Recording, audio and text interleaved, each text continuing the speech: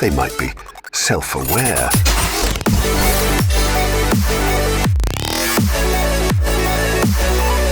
Coming at you live from the wrong side of the digital tracks.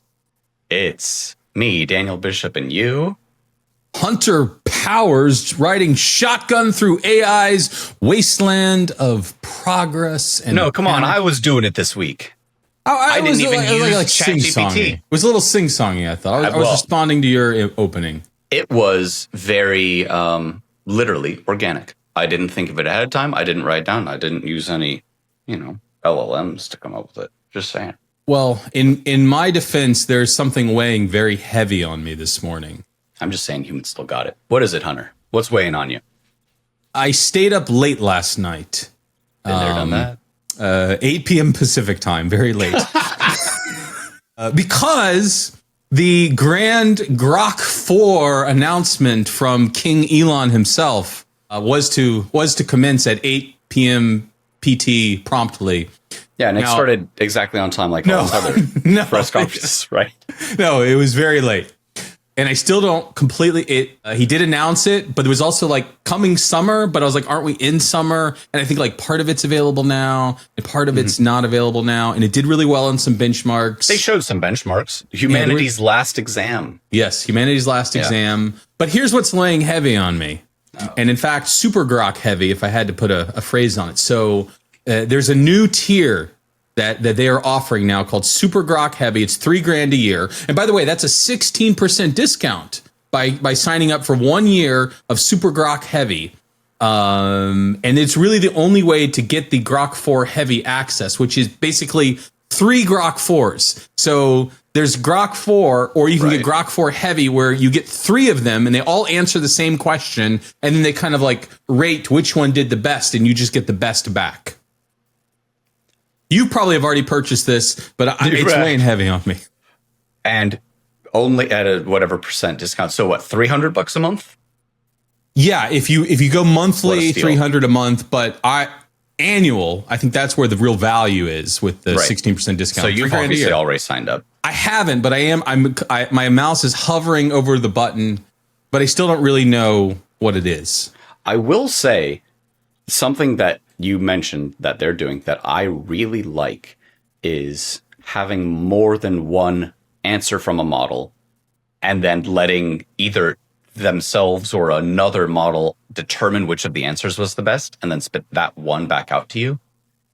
In 2025, we've seen thinking become a big thing with models. And it's not that they are actually thinking as opposed to when they weren't. It's really just letting the model kind of chug on the problem itself before then saying, now I'll finally, having thought about it, actually give what my answer is. And maybe the other providers have been doing this in the background already. I don't know. But having it explicitly say, we're going to answer this at different temperature values, or just let it, whatever it ends up being. Hey, same problem, multiple passes at it will give you one response back. This is the panel of experts kind of approach. I've seen this being used in the local sort of land, but not at the really big heavyweight tier. And I can imagine if each of them is really good and its stats are saying at a 1-shot or a 3-shot, it'll get it right X% of the time. Sure, let it have 3 shots at the problem. Why not?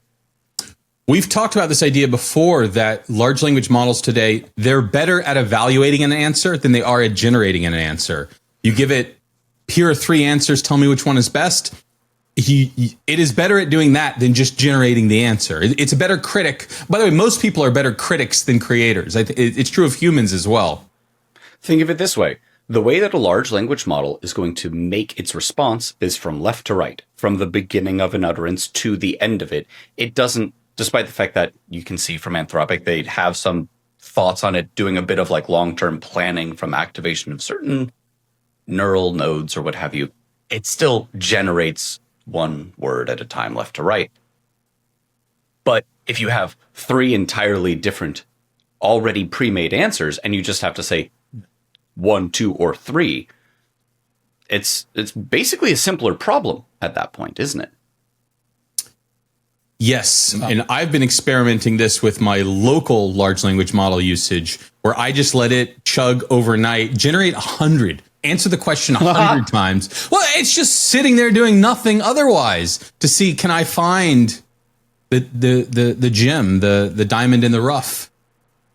And I don't yet have a great framework for it, but it is something that I want to continue to explore, that we have some amount of compute that's constantly available, and that it could be continuing to iterate on the questions that we worked on during the day to in the morning say, hey, I came up with a couple of answers that I think actually are demonstrably better than what you had yesterday. And so it's like, it's always working it's not actually autonomous way, but it kind of feels autonomous by, here was what I worked on yesterday, and it's going back over everything. Can I improve that a little bit? Can I improve that a little bit? And really, it's not just improve it a little bit. Come back if you found like a breakthrough. You improved it by like 40% or more. Tell me about it and let me take a look at those advancements. Yeah, I really like letting these, when it comes to, I think, usage of large language models, people have gotten very used to, I'm going to get that answer. I'm going to get something right away. It's like I'm talking to a person and just here's the result right away, which is great. And it is very helpful or useful or this or that much of the time. But if you've got the time for it, let it chug overnight and really ponder on it. Let it do 100 approaches to a problem, especially if you can, before just saying, do the problem, do the problem, do the problem, you can write out, hey, you're going to do this 100 times. Here's approach 1, here's approach 2, and like let it think of different approaches and then run each of those through, or run it through 100 variants of a model or what have you. There's a million ways to skin this particular cat, but I do think that there is something to that. Or drop $3,000 on Super Grok Heavy 4 exclusive preview. You know, available now. Operators are standing by, Daniel. Are they actually letting people already sign up for it? And not only will you get Grok 4 Heavy, you'll get Grok 4, Grok 3, everything in Super Grok, and early access to new features, plus a dedicated support line. If you call now, offer expires in the next 24 hours. 188 Super Grok. Now, so who's Grok 4 does this? What? Who's going to sign up for this? Because we've already got Claude, Max, and OpenAI, Diamond plus Platinum tier, and this and that, supers and heavies and pluses and maxes.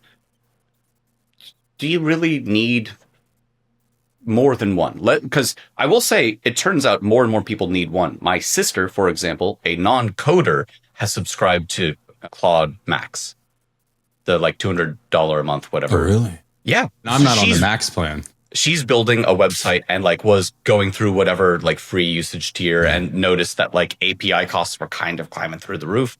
And you're just given basically a big bucket of tokens that you can use when you pay the $200 a month. So she subscribed to it. I know my mom listens to this. I hope I'm not like outing my sister in some sort of way, but we'll see. Hey, there's 2 listeners that can fight. But like, this is non-coders, people who aren't programmers for a living, will subscribe to like these Max plans. And I'd seen some anecdotal stuff about it online as well. I'm still not yet on it. I'm still just chucking dollars into the void with API spend. But that's one. Do you need more than one of these big Max whatever type plans? Because maybe Grok is your favorite, someone's favorite, but is anybody going to need more than one of these? Look, if you're using this as part of your job, you're using this to make money, finding the ROI on these models is pretty easy. And so the question that you have to ask yourself is, okay, if I purchase Super Grok Heavy, is it going to do one of 2 things? Number one, is it going to save me enough time in the work that I do that, all of a sudden I have to work 20% less. I can get the same work done at the same quality, work 20% less, and differentiate myself from the rest of the workplace, whether I'm reclaiming that time and effectively gaining money that way, or I'm going to increase my output or the quality of my output. All of a sudden, Daniel's getting an upgrade. Daniel's all of a sudden 20% better. Nobody knows why. And Daniel's going to get a giant raise and bonuses, and he's going to be Time Persons of the Year just because he's dropped $3,000 a year. And if everybody has the same model, then we're all sort of even. So finding the edge or the alpha that exists with like just the perfect tool set.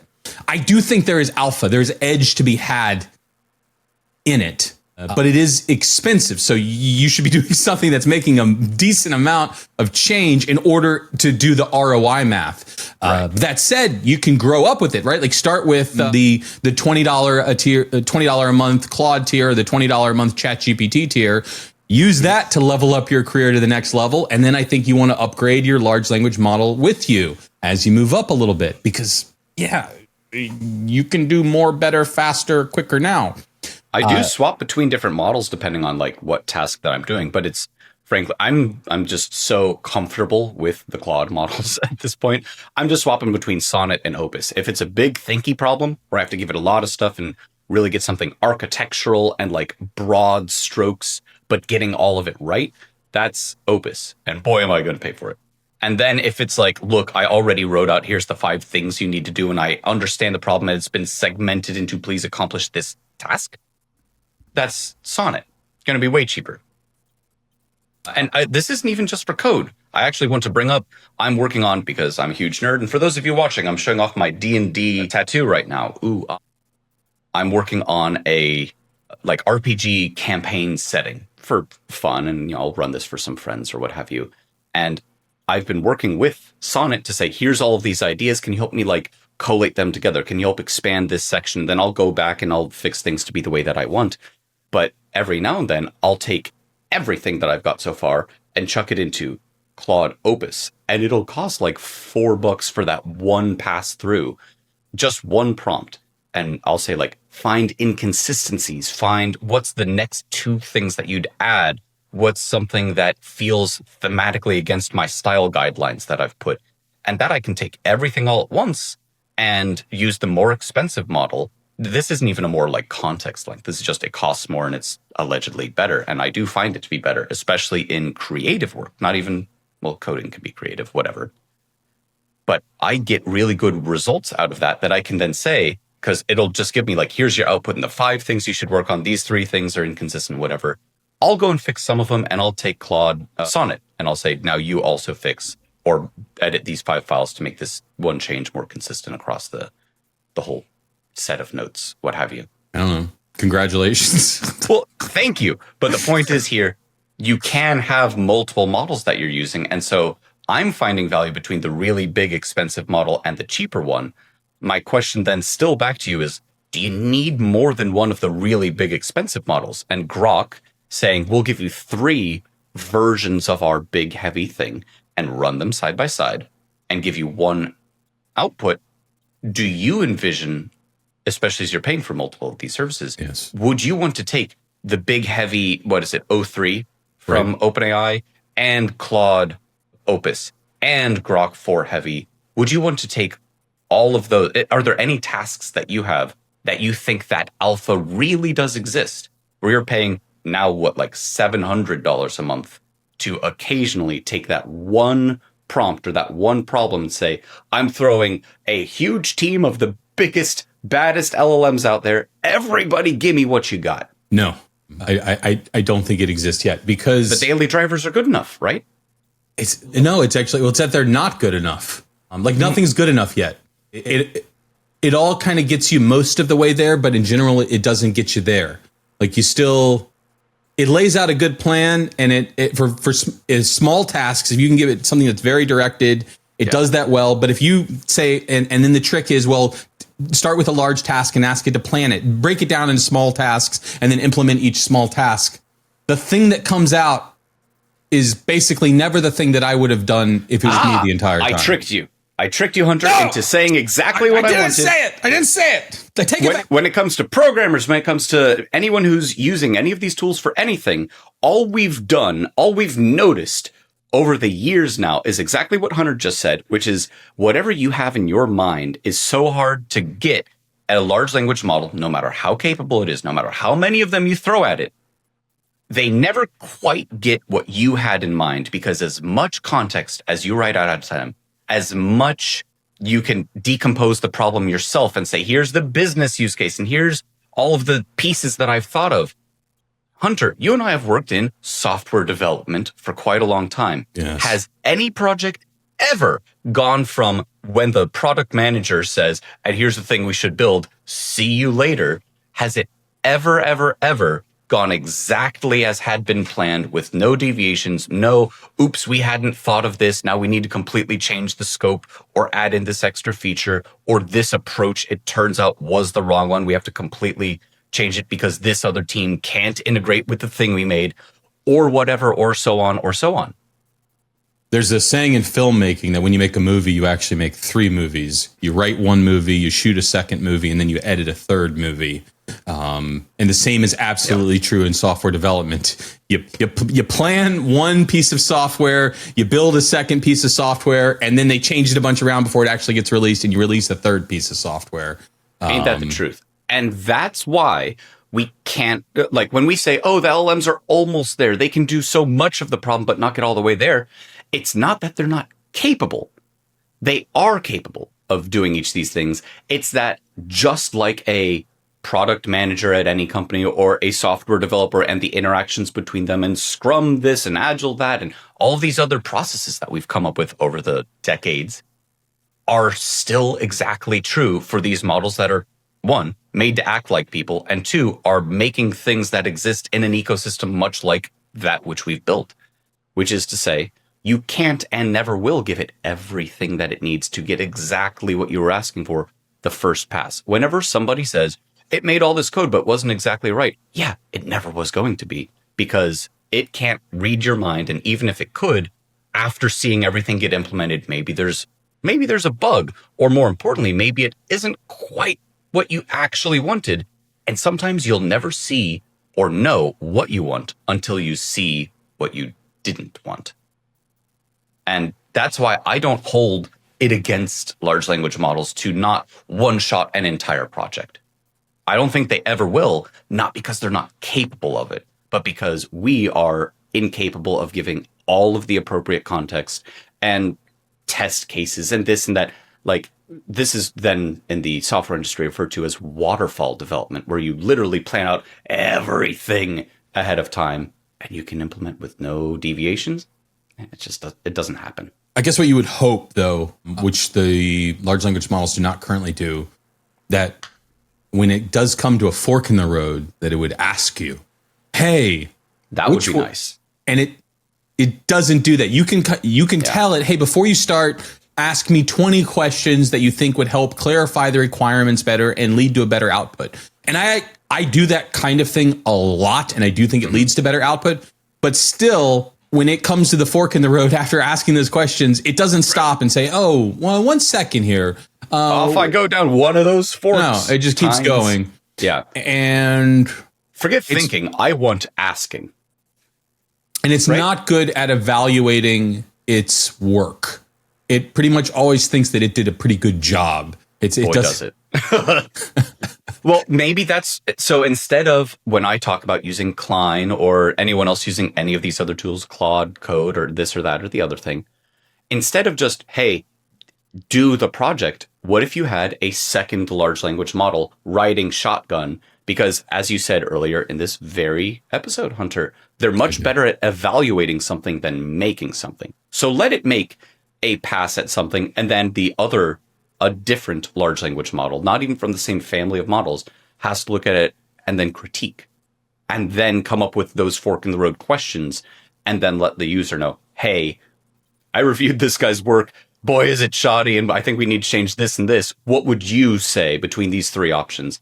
If we had that kind of workflow, I bet that things would work a lot better. And people would then say, but it isn't just like making the entire thing all by itself.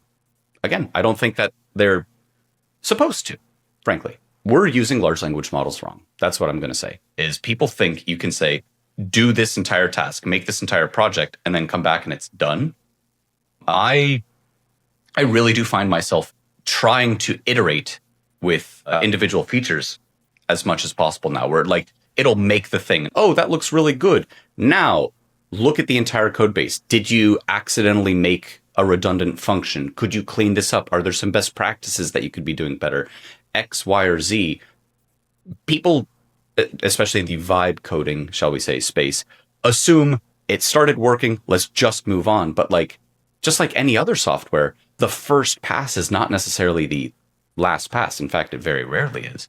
Even because feature X is working, make some test cases for it. Make sure that you do your type hinting or this or that or the other thing. Like, there is a difference between working code and correct code, or working prose. If you're having it help you with like your poetry or something, don't just take the first output from one of these things. Let it iterate, or have 3 different models look at it at the same time, or let it at least just evaluate the output that it has done.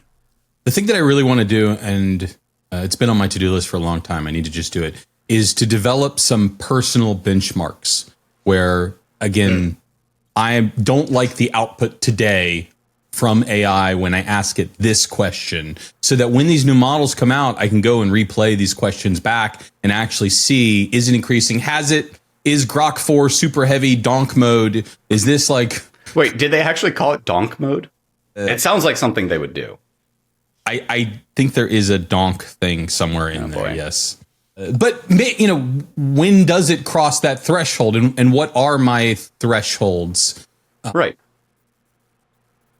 Well, so I've done a lot of work in classification of things in natural language processing. I always tell people we're not shooting for 100% accurate. And they'll say, well, that's dumb. Why? It's because if you get people to do classification of anything, let's call it, sentiment analysis of, is this a happy or a sad tweet, or classification of like, is this news article about subject A, B, or C? You put one person in a room and have them do a bunch of classification tasks, bring them back a month later, they're not going to get the same results. You put 3 people in a room, you'll have 4 answers come out. There's a lot of things that we think are black and white of it is A or it is B that just aren't necessarily that. And I think that holds true outside of just these kinds of tasks. Yeah, I remember examples from at least one company that we worked at together where we were classifying things. And so one thing that we would classify is news. And for example, whether news was about cybersecurity or not. And I can remember getting these emails from an upset executive that were, paragraphs and paragraph long about, hey, this article that just came out, I think it was about cybersecurity, or I think it wasn't about cybersecurity. And now I'm going to take 4 paragraphs to explain my point of view on it. And my response was like, the fact that you had to take 4 paragraphs of text to defend that this is if I look through it in this exact lens with this filter, this really is about a cybersecurity issue, or it's not because of this reason. And when I talked about this and I asked 5 other people around me and 3 said this, and I looked up and on the New York Times, they use this definition, it means that this is not a great question to ask AI and assume that it's just going to align with you. Correct. Even. Yeah. They're not going to agree. If we have to have a meeting to discuss whether an article is about cybersecurity or not, then what did you ever expect? What did you expect? And what is the actual request? Is it that the AI always just aligns with you as an individual and not with sort of like the greater user base? Yeah. But I guess that's what I want now. I want the AI to just always align. Everybody wants the AI to align with them. They don't care about anyone else, right? If it just aligned with me, I'd be good. Right. Everyone else can go take a break. We don't need them. I worked for a social startup where one of the things that we were classifying was cyberbullying. Yeah. And it turns out that's a really subjective sort of thing. There's obvious, this was definitely someone cyberbullying someone else. They're using some really bad words in there. And a lot of them. Very personal attacks. Obviously cyberbullying. Then there's a lot of stuff where like one person might say it is, and 4 people might say it's not, or 4 might say it is and 1 doesn't. And when it comes to, if you're going to use a large language model for a classification task, or you're going to use it for, creative writing or making some sort of feature or whatever, your truth, and I almost feel like I need to put on like a tinfoil hat for this, like your truth is not necessarily the same as everyone else's truth. A lot of things that we might think have to be exactly one way, or there is some hard line in the sand, aren't that way. They just aren't. And I think that we're starting as a society to see a little bit more of that when it comes to interacting with this particular kind of technology, which is, it does act a lot like a person. And again, back to the Grok having 3 different runs at the same problem. Imagine if you were to use it for classification. It's probably the exact same model with a different temperature setting. Temperature, roughly in this case, meaning how would you just? It's going to think more loosely about a problem. Like if you have the temperature all the way down, you should basically get the exact same answer every time that you put in the same question. Yeah, the kind of creativity is the right. Higher temperature, it's going to take some, as it makes individual words, maybe it'll take some less common words. This wasn't the most likely word to follow next, and let's kind of see where this takes us. So if you take Grok 3 or a local large language model or whatever, and you run the exact same thing through it at different temperature settings, you'll get different responses out. That's basically the same thing as taking 3 people that you trained on a classification task and lock them in a room and then put up, news articles on the wall and say, is this a cybersecurity attack or not? Yeah, I think what we actually need is more alignment with the end users. We talk about alignment because all of these models go through an alignment process, but they go through it at the company level, but rarely at the user level. Midjourney is a good example. Midjourney is an image generator that I think we've both played with a moderate amount. Yeah. When you use Midjourney, one of the things that they want you to do is go through and rate a lot of images. Which one do you prefer? I prefer this image over this image over this image. And the more time that you spend doing that, it develops a kind of personal profile for you. And the better your output will be when you say, generate an image of a chicken crossing the road. It's going to be like, that was the chicken crossing the road that I had in my mind. Right. Because you can't give it all of the context in your mind as to what exactly you think that chicken crossing the road should look like. But if you rated 100 images, it starts to figure out what the style that you're preferring is. And I'll tell you, I've seen that. I've been terrified to actually do that rating because I have seen a lot of different cool styles out of Midjourney, and I don't want to pigeonhole pigeon, bird, whatever, myself into like you can turn your personal style on and off. And I know. So I've been terrified is maybe a bit of hyperbole, but I don't want, even though we were literally just talking about like, yes, alignment with the end user of you have in your mind what a cybersecurity article would look like or a this or that. And I do think that for a lot of models, it would be very important to say, we have our thing. You can fine tune your own. This has existed for quite some time. You can fine tune a bunch of the OpenAI models, for example. I think you can, I'm pretty sure you can do it for Claude as well. I've never bothered. And you can definitely do it for large language models that are run locally. But to make it dead simple, to make it really easy of, here's a user interface. Hey, person who needs to see the output of this, you start just like, here's a bunch of inputs and outputs. Which one did you like better? We'll tune it to what you want. I think that there does need to be that personalization for more use cases. For generic, I'm going to do programming, maybe not as much. Well, I actually think that's like a great use case where, again, just imagine you're hiring a new employee and you say, all right, look, we're going to spend the day working together on something. I'm going to work together with you on your first task. Just ask me lots of questions. I'm going to watch. I'm going to give you feedback because you're trying to align them with here's how we do things at this company on this project, etc. And I think that's what it's going to take in order to get to that point where what the AI does is actually what I would have done. You're going to have to spend time with me. We're going to have to say like, all right, tomorrow, I'm blocking off 8 hours, and all you're going to do is interview me all day long until you feel like you can predict how will Hunter grade or critique this work. And let's go back and forth and back and forth and back and forth. Let's have that one grueling session where effectively you're just defining a bunch of rules, but now you understand, or you are now aligned to Hunter's unique.